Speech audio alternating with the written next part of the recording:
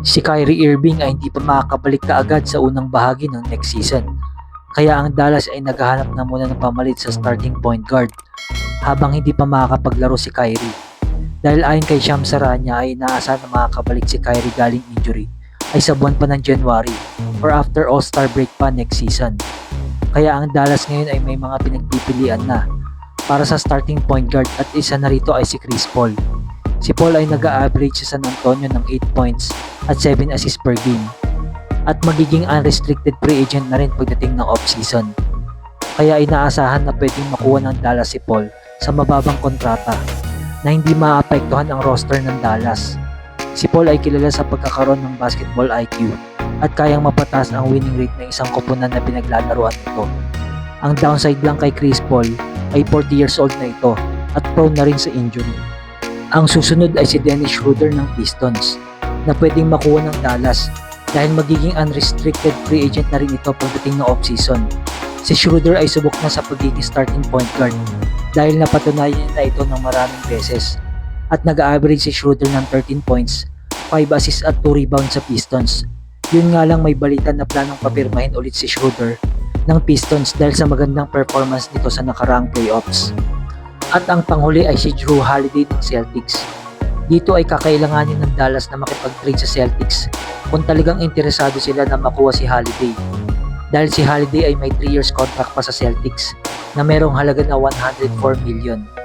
Ang Celtics ngayon ay gustong magbawas ng may malalaking kontrata sa kanilang lineup para makaiwas sa luxury tax. Kaya sa off-season ay siguradong gagawa ng pagbabago ang Celtics. At dito naman papasok ang Dallas para makipag-trade na pwedeng ibigay ng Dallas ay sina PJ Washington, Daniel Gafford at mga future draft picks. Habang isama na natin sa balita na ang Lakers ngayon ay kumpirmado ng kukuha ng legit na center mga idol dahil nga sa nakaraang playoffs kontra Minnesota ay na-expose ang kahinaan ng Lakers sa center position at lalo na nung Game 5 kontra Minnesota na magtala si Rudy Gobert ng 27 points at 24 rebounds. Dahilan kaya maagang na-eliminate ang Lakers sa playoffs. Ang Lakers ngayon ay nasa winning mentality dahil sa pagkakakuha kay Luka Doncic via trade sa nakaraang trade deadline at planong papirmahin ng bagong long-term contract sa Lakers at maging bagong franchise player ng koponan. Dahil alam naman natin na si LeBron James ay magiging 41 years old na ngayong taon at meron na lang na 1 to 2 years na paglalaro sa basketball bago ito mag-decide mag-retire.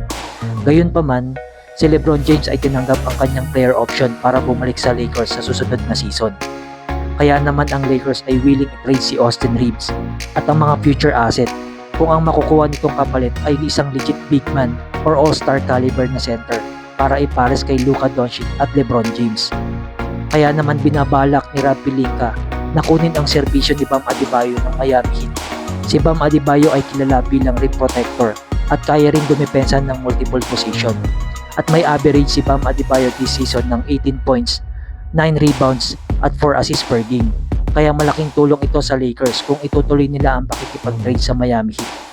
Kailangan lang ng Lakers na mag-offer ng magandang trade package para mainganyo ang Miami Heat na i-trade si Bam Adebayo dahil ayon sa balita, planong ibigay ng Lakers sina Austin Reeves, Dalton Knecht, Gabe Vincent at Jared Vanderbilt at mga future picks. At kung bago ka pa lang dito sa ating channel, ay inaanyayahan kita na mag-subscribe at i-hit mo na din yung notification bell para updated ka sa paparating nating mga videos.